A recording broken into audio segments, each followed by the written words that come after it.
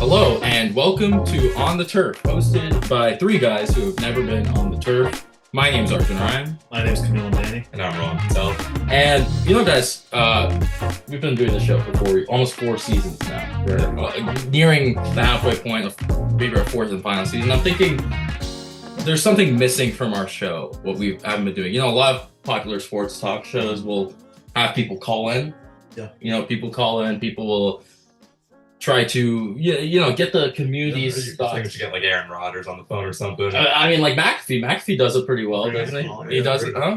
See who you could bring in. Let's see who we can bring in. I've been talking to some people. I've been seeing what we can do, and this is a very important time for the country. I think. Wouldn't you guys agree? We're posting this on November 1st. We're about 4 days away from a very important election. 4 days away from the NFL trade deadline. Big decision. Big decisions to make. Big decisions to make. I do have someone joining in just a second from now, who I believe really cares about the show, really has some great opinions about the show, and we'll just give him a second to join, and I think they're gonna be able to provide some real value. Who's this?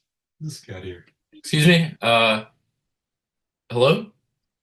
There's a lot that's wrong with what you're saying. There's a lot that's wrong. Where'd you find him? Mr. President?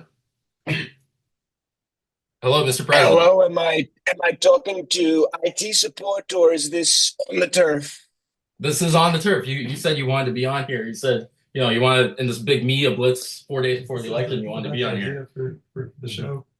Mr. President, thank you so much for Mr. President, thank you so much for taking the time to come on. We really appreciate it. We understand you're very busy these days. Yeah, I was hoping to get your thoughts on this latest Jets game with the Texans and CJ. Oh, look, frankly, the New York Jets are a failing franchise. They have been failing for a long time, and their expectations are monumental, but their talent is really quite small. They said Sauce Gardner, he's going to be one of the greatest cornerbacks. They said he's a saucy guy.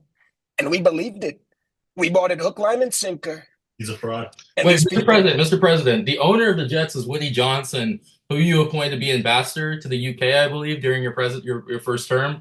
Do you think Mr. Johnson is going to be hurt by these comments? Well, look, he's tremendously capable, but he knows why he's fired. There's a reason why he's not back. There's a reason why. Weren't you fired, Mr. President? Look, I wasn't fired. It was stolen. The entire situation was stolen. It was a lot like how the Jets stole the game the other night and how Joe Flacco has stolen Anthony Richardson's job. It's the same exactly. Frankly, it's exactly the same. So, Mr. The powers that be colluded. I want to address the elephant in the room, besides you. But I mean, how are you feeling? We're less than a week away from the election. So it's a big day for you. I mean, how are you feeling? How do you think things are going to go? We're very confident. Frankly, we're very confident.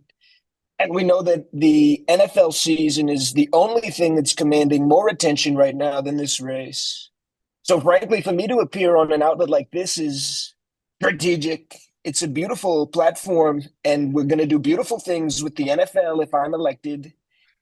Frankly, we'll build new stadiums. Every team gets a new stadium. There'll be big walls around the stadium so that people can't sneak in. Mr. President, will you commit to deporting Patrick Mahomes? Look, he's not even a person as far as I'm concerned. He's a puppet. He's Kermit the Frog puppet. He's Andy Reid's puppet. He's a big guy, Andy Reid. A lot of respect for Andy Reid, but Patrick Mahomes isn't even a person, frankly. He can leap to the next lily pad as far as I'm concerned. And whether it's the Rio Grande or the United States, it makes no difference. Mr. President, just a couple more questions. I know you're a very busy man. We appreciate your time on the show. There's been a lot of questions regarding you attending the Steelers game a couple weeks ago in Pittsburgh. What are your thoughts on the Steelers, this team? Is there a team you're rooting for this season? And what are your thoughts on the overall NFL season right now? You understand maybe you don't have time to watch the games and everything this time of year. I'll tell you who I really like is that guy, TJ Watt. He's a phenomenal This is defender. maybe the first thing we've agreed on. Yeah, I agree. Right up there with Max Crosby and Riley Moss the best defensive players in the NFL. Nick All of Bosa. these guys have something I can't exactly put my finger on it, but they're scrappy. They're lunch pail guys, very coachable, it seems, very right attitude. Whereas, this guy Sauce, on the other hand, he's saucy. He's in all of these advertisements with the chains and the grills and everything. No, He's a bit of a give me thug. TJ Watt. Give me TJ Watt. Give me Max Crosby. These are the What about guys that I Nick really Bosa? respect. What about Nick Bosa? You saw he Nick Bosa, Joey, the tonight. Bosa brothers are phenomenal. They're some of the greatest players we have in our game. They talk about the fullback as a position that's dead or dying, just like Joe Biden. Sleepy Joe Biden is dead or dying if he's not already gone yet. I'd like to see Riley Moss go toe to toe with Joe Biden in man coverage and see if he survives it, frankly. These are my people. I'm a big fan of the Steelers. Mike Tomlin is a longtime friend of mine, a No, big supporter. Frankly. He's not. You mentioned We have a famously terrific relationship. And anybody who reports otherwise, it's fake news. Well, you mentioned the Steelers. I just want to bring up briefly. I know that you had the chance to meet with Antonio Brown and Le'Veon Bell Oh, too. yeah. Two really, legendary Steelers, one could say. I mean, what was that like? Can you pass judgment on whether Antonio Brown really has devastating levels of CTE? This is the perfect time to announce that Truth Social is acquiring CTESPN in a landmark deal, a $1 billion deal. Frankly, one of the greatest deals we've seen in the history of sports media. We're going to have Antonio Brown, a great patriot, a phenomenal guy with no CTE, none at all, none whatsoever. I'm not even sure he's had a concussion, frankly. He's a very sound mind, and we believe him when he says he's going to grow this ESPN product, although he doesn't have it. He says he's very confident. We're very confident. So I don't know. I loved having him, and I loved Le'Veon Bell. What a guy. So patient behind the line, just like these migrants when they're streaming in. They wait. They wait for the right opportunity to punch the hole. All right, Mr. President, and we cross don't the have that gap. much time left. I'd like to get in a couple more questions if that's all right. Your opponent, Vice President Harris, is an ardent San Francisco 49ers fan, from the Oakland area and the San Francisco area. Can you comment on what your thoughts are on the 49ers? I know one of your biggest supporters, Nick Bosa, plays for them, but the Vice President supports them. So how do you kind of reconcile that support? Kyle Shanahan is probably a liberal. I don't know him too well, but I can't say I've got a tremendous amount of respect for him. I loved his father back in Denver. I loved what his father was able to do, and he was a terrific NFL coach. But honestly, you look at the 49ers and you see Brock Purdy. He was the last pick. He's a game manager, just like Joe Biden. Sleepy Joe reminds me a lot of Brock Purdy. All of his accomplishments are because of his team. It's not because of him. It's the people around him, even though they're all terrible. Frankly, I'm would you then say very Sleepy Joe, displeased. President Biden has made quite a lot of accomplishments during his time in office, just like Brock Purdy did? Brock Purdy hasn't done anything. That's my precise point. He Is this made- IT support? I'm sorry. I thought this was a football podcast. That's a little racist, Mr. President, to be honest with you. Data is data. Data is data. What am I supposed to? What do you want me to say? All right. I think I've had enough. Yeah, we've had enough. Thank you so much, Mr. President. We don't wish you any good luck this week, and goodbye. All right. Thank you. Goodbye. Thank you very much. Yes. Thank you. Goodbye. All right, you can turn on your camera now, AJ. All right. Nice. Very good. Nice. All right. Is that what y'all needed? Oh my God. Bro, I'm in the middle of the cubicles doing this. Like, what the fuck? Bro, you got to come to if you come to the speaking floor on Lao and you expect not to hear somebody doing a Trump impression for a football podcast, you thought wrong. Yeah. Anyway, let's That's all get I gotta into. say. We're going to talk a little bit of football, then we're going to talk the election at the end of the show. Let's get to our first segment. Just getting off the ground running. Let's talk pretenders and contenders. We're entering week 9 of the season. A lot of teams, we're beginning to hash out whether they're going to be playoff contenders or not. Some surprising wins in week 7 and 8. Let's start off. So if they're a contender, they're going to make the playoffs. Perhaps they can make a run in the playoffs. Pretender will make the playoffs. A little bit of fool's gold. Start with the Los Angeles Rams. Big win on Thursday Night Football last week against the Minnesota Vikings. Puka Nacua is back. Cooper Kupp is back. Matt Stafford's playing. very well with these two guys back, and the defense is young but getting better. They're sitting at 3-4. Do we think the Rams are a pretender or contender? AJ, we can start with you. Sure thing. I think honestly the Rams have done everything that they needed to do to manage their injury situation with aplomb and acuity. We know that that's one of the most prepped medical units in the entire league. They've had guys dealing with injuries, since last year and also coming into this year. It almost feels like Cooper Kupp and Puka Nacua like switch places. Mhm. And I think to have that ability of to have the level of talent to produce still when those guys aren't in, we're talking about Johnston, right? Like some of these guys that they're able to bring in that wide receiver room is really deep. So I honestly think that they're for real. They could turn this ship and really make a run this year. Yeah, I think the contenders. I don't know about how dangerous they are in the playoffs, but I mean, with how wide open the NFC West is, I could see them making that run. I mean, when everyone's healthy, they've looked good. They pushed the Lions week one. They looked really great against the Vikings last week. So I'll go with contenders, but I don't expect too much out of them this year. I think this team's a contender. Matt Stafford, when these two guys are healthy, is balling out. 4 touchdowns, over 300 yards.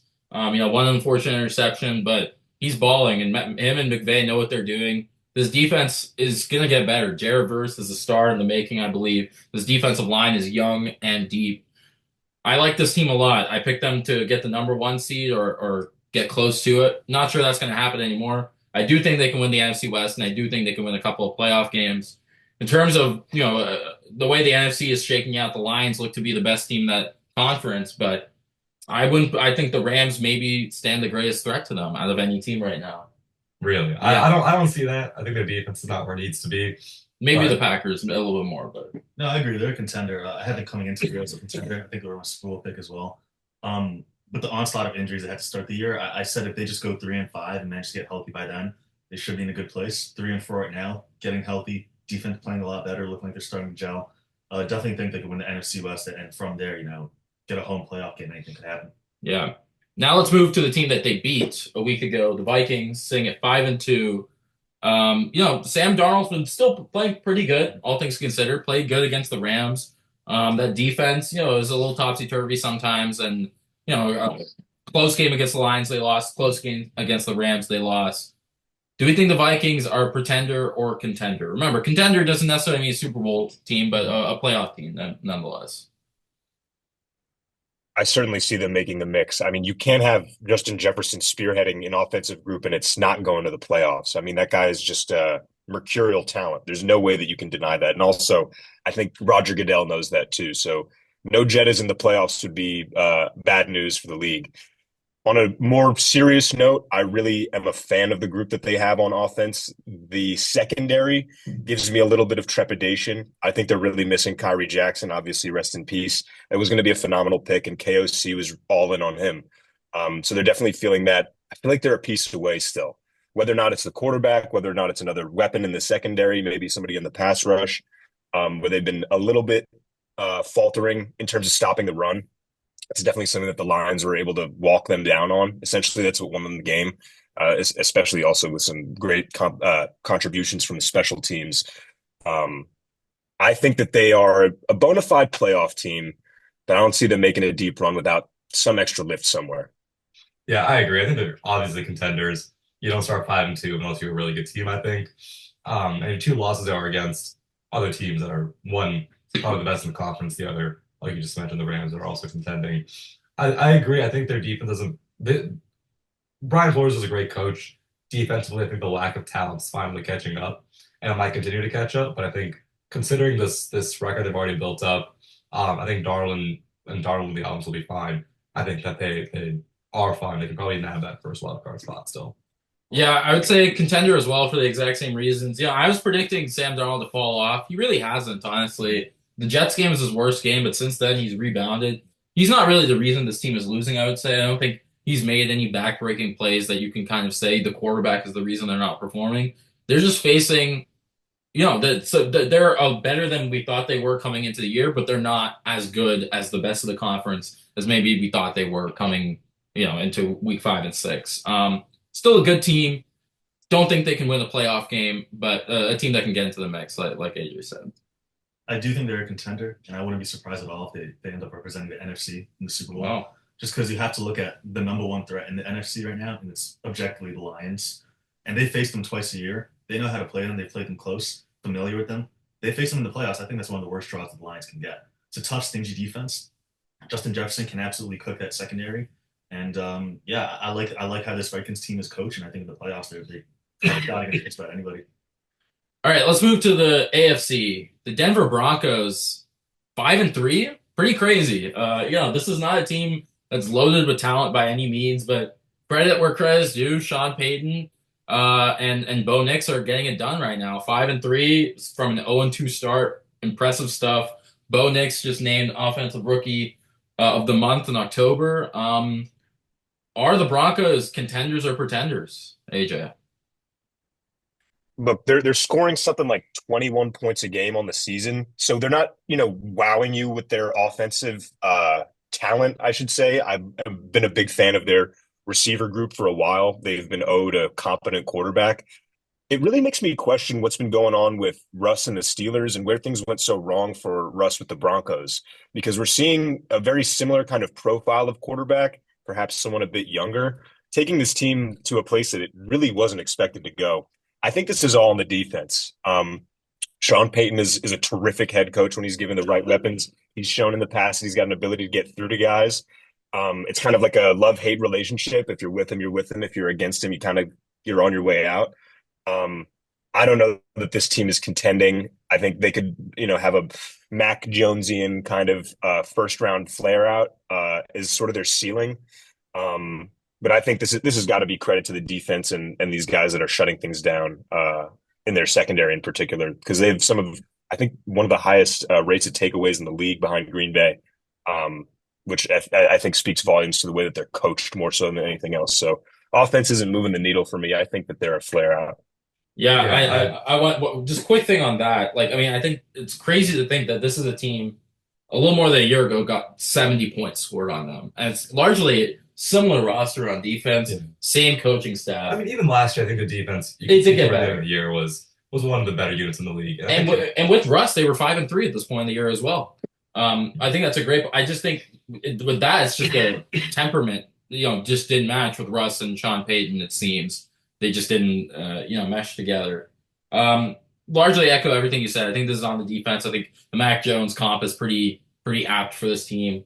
The weapons aren't enough. The defense is great, but the moment they face, the AFC doesn't look great, but if they face any one of these top three teams in the AFC, the Bills, well, like top four, maybe Bills, Ravens, Steelers, Chiefs. why do you just throw yourselves in this? Oh, I don't think it's that crazy. The Steelers. Six and two. We're You six. can't, you can't hit the Steelers. You just throw yourself in these. Well, no, things. I'm just saying we win the division. We That's win the the- division. We did. Okay, We did anyways, beat these. I agree. I think the Broncos are.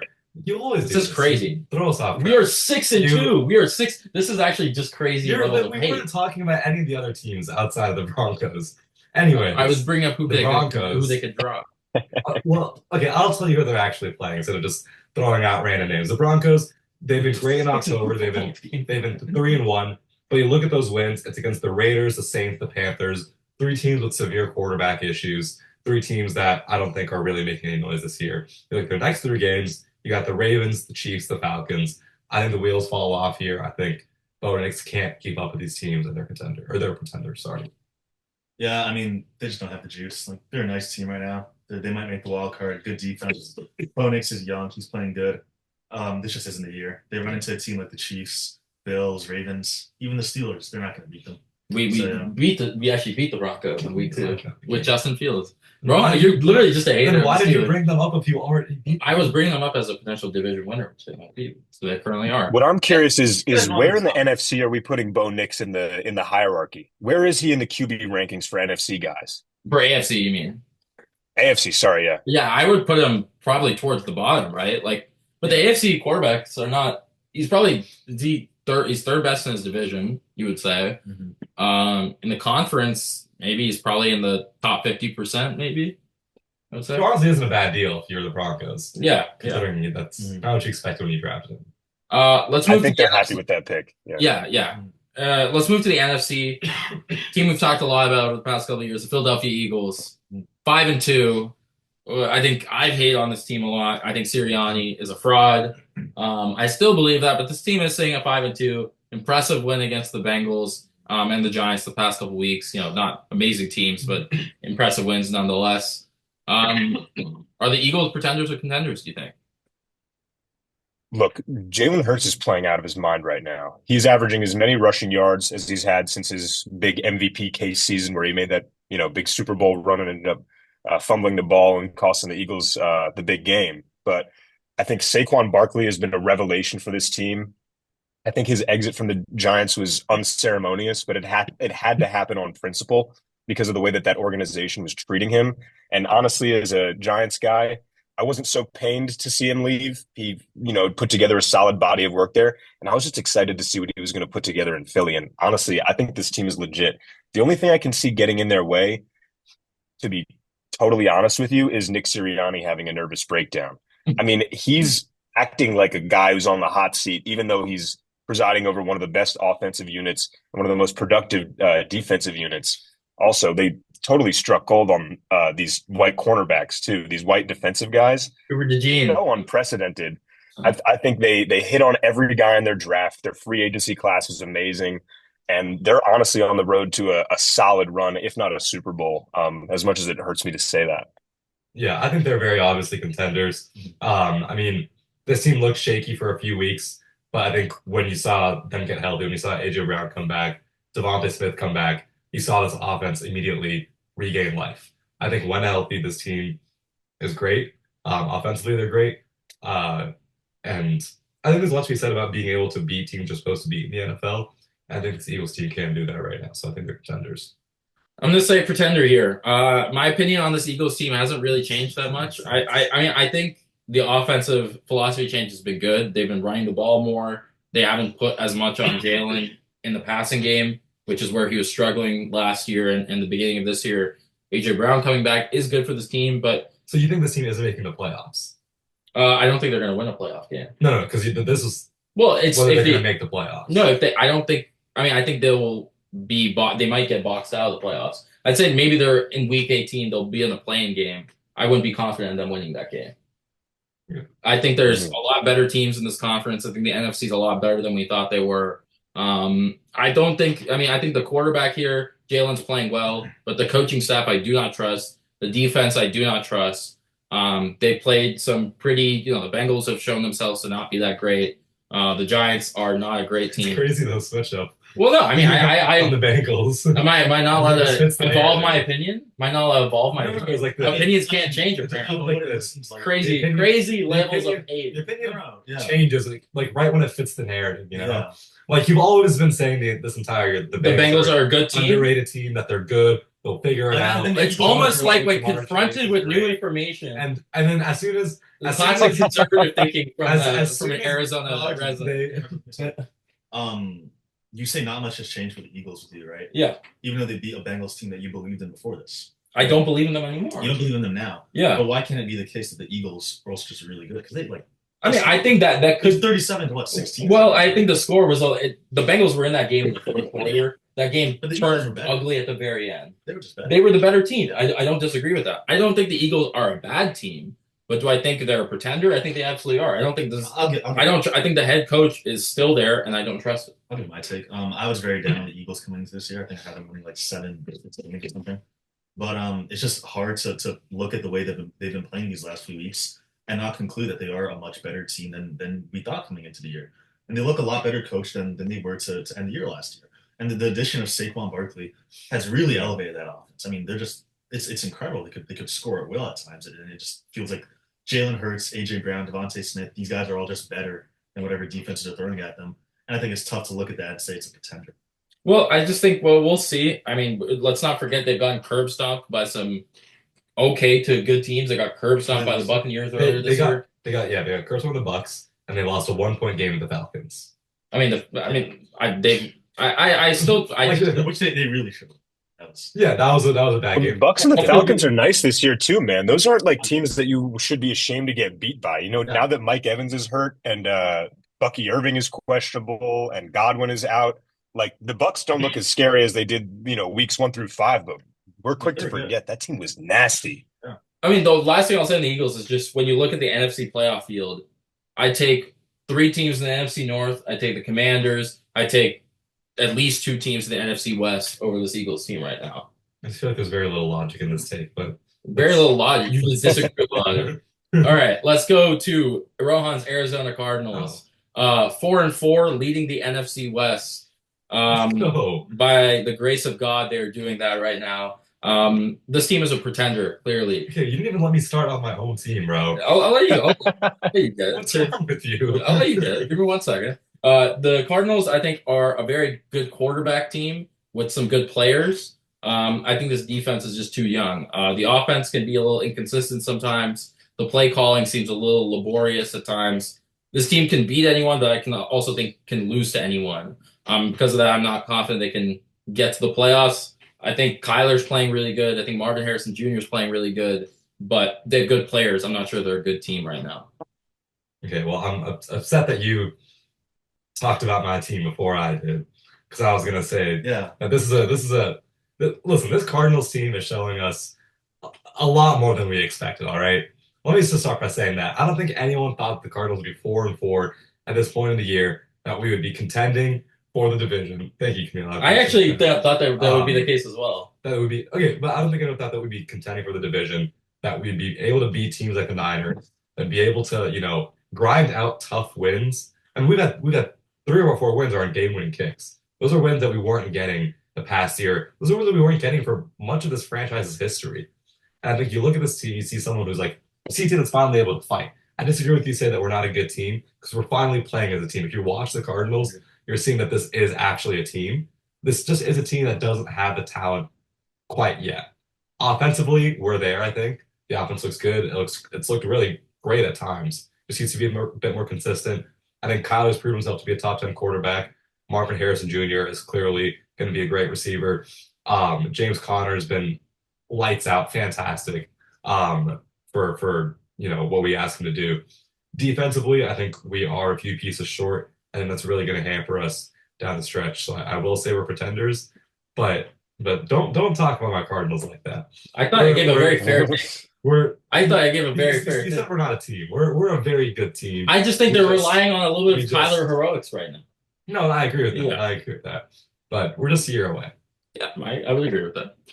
Honestly, I echo what both of you guys say. I'll synthesize that into one argument, I guess. I think they're a pretty well coached team. Offensive talent is there. Defensively, like you said, young, getting better. This isn't the year, but they're a good team, and they're going to keep winning games. They might even win this division. I don't think they will. But again, I wouldn't be surprised if they get into the playoffs, win a wild card rounds. They have the talent. Kyler Marv, that connection is very nice. And Trey McBride, that's a dog. That's a dog. He's a dog. McBride is nice. I'll say this about Marvin Harrison, man. He's a dog, but he's not wide receiver 1 in his own draft class. I think, honestly, if you guys had taken a swing on a guy like Malik Neighbors, he would have done so much more to elevate the group. I think he gets more open. I think he's more consistent. I think Marvin Harrison Jr. plays a little bit too insistent of a game. He takes reps off, which I don't love for a guy his age. He had that whole debacle with his contract. To me, he seems like a diva in the making, and a guy who is going to give you amazing lights out performances, who's also going to give you that streakiness. Let's not push this divide. They're both great young receivers. Yeah.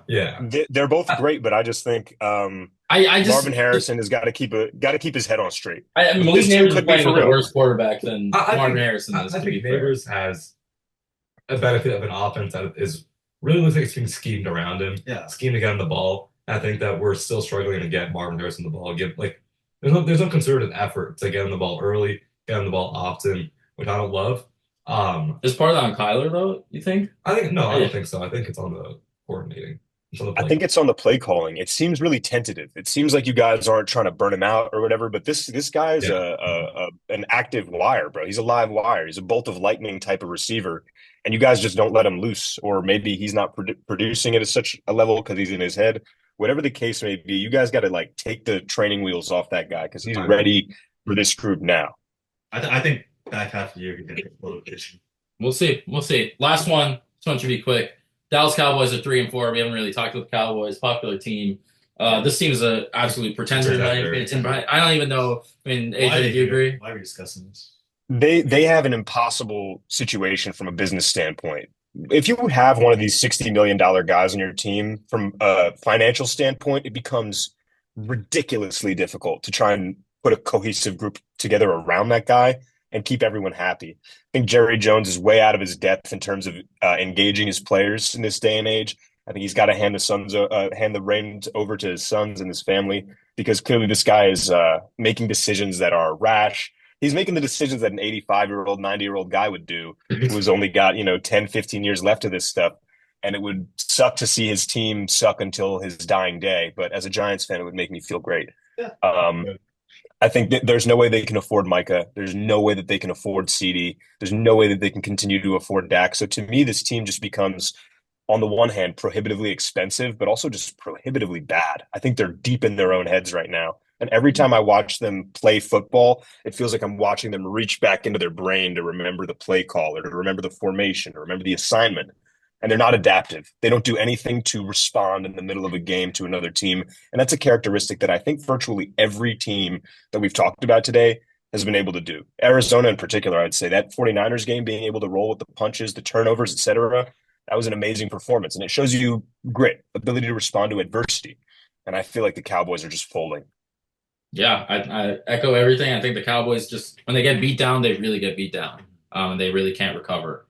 All right, last segment, quick segment for today. We're approaching election day. This is a very important election. We talked, obviously, AJ did a beautiful impression for us at the outset of this episode.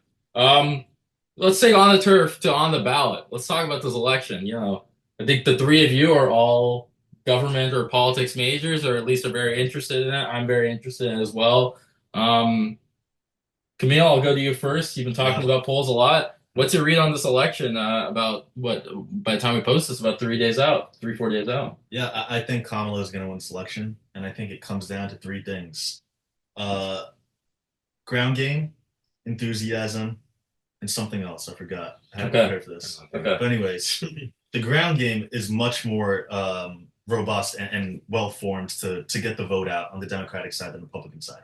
Trump and his cohorts have outsourced the ground game to Turning Point USA and other paid organizations. And you can read articles about this. It hasn't been going well at all. They haven't been able to get any proper work done, because when you compare it to the Democratic machine that's very well ran and well oiled, they're doing it purely off of volunteers. People want to go out there and get the vote out because they believe in Kamala Harris. People on the Trump campaign that are working for his Get Out the Vote campaign are just doing it for a check, and they don't really care. It's actually really funny. They just haven't been doing the work. Like, they've been pretty much just fraudulently inputting all their data. Second point, enthusiasm. There's just an enthusiasm gap between Trump and Kamala Harris. I think it's 76% to 66% right now. And you look at all the other indicators. The number of volunteers that the Kamala Harris campaign has, the number of small donors that they have, everything just indicates that the enthusiasm is much more on the side of Kamala Harris than Donald Trump.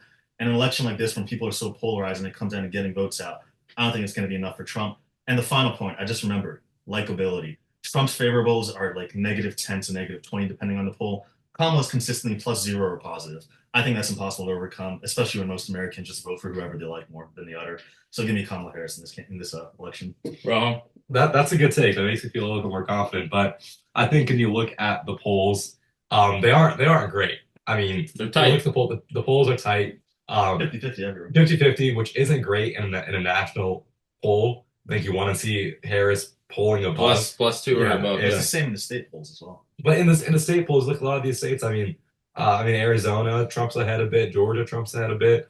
I think Pennsylvania, Trump was. It was a near tie. It was a virtual tie. And a lot of these things. I mean, you're sort of scarred by previous years where there's been a Democrat polling bias, and you wonder if the same thing's happening right now. So a lot of that gives me pause for concern. But I think at the end of the day, and I think about Arizona, I think about like people voting and where I'm from. You got things like abortion on the ballot. You got things like, you got Carrie Lake running for senator, who I think is, I won't speak on that. But you have so many other issues I think to worry about that I think is going to turn out liberals who are afraid of the alternative. That I think if you get enough of that across the country, you can see a Kamala win. But I think it's going to be something you don't see on election night. I think it's going to take a while. AJ.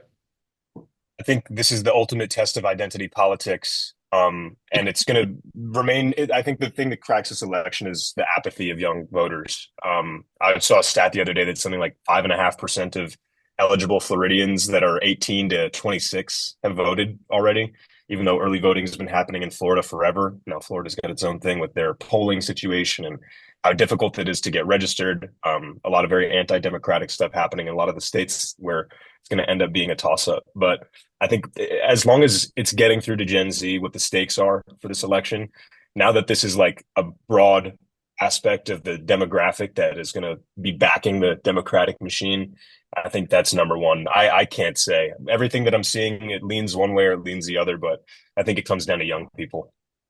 Yeah, echo everything you guys said. I think I think the polls, if you look at the polls, you would vote for or you would predict Trump to win this election.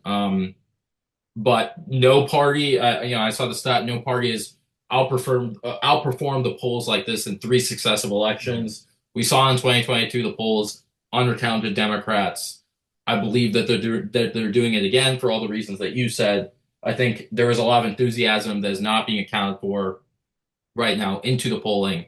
And for that reason, I do think it's going to be a close election, but I do think Kamala Harris will be the next president of the United States. One last thing, the Pennsylvania early voting shows that Kamala and Democrats, I think, are currently ahead, or Democrats have voted more in early voting in Pennsylvania. That's a huge sign in a really big state. So maybe the lean is wrong right now on how these polls are looking, but early returns do look good, I will say. One final point on the polling aspects. Just be quick, I think pollsters are kind of in a do or die scenario. With these past elections, they've underestimated Trump, and they made a very concerted effort to account for the Trump voters. And there's been multiple articles you read about this where they're just straight up getting like +7 Democratic results in like Pennsylvania and are adding Republican bias to it just to account for it. Yeah. So should be interesting. Should be interesting. A great week of football and then a great week of drama to come after that. By the time we have our next episode, we will have a new president, and we will be talking about that briefly, I'm sure. But thank you so much, AJ, for coming on the show. Thank you so much for bringing the impression. Great to have you back on the show for the third appearance on the turf. My name is Arjun Ryan. I'm Kalam Danny. And I'm Ron Patel. I'm AJ Spett. And we'll see you next week on the turf.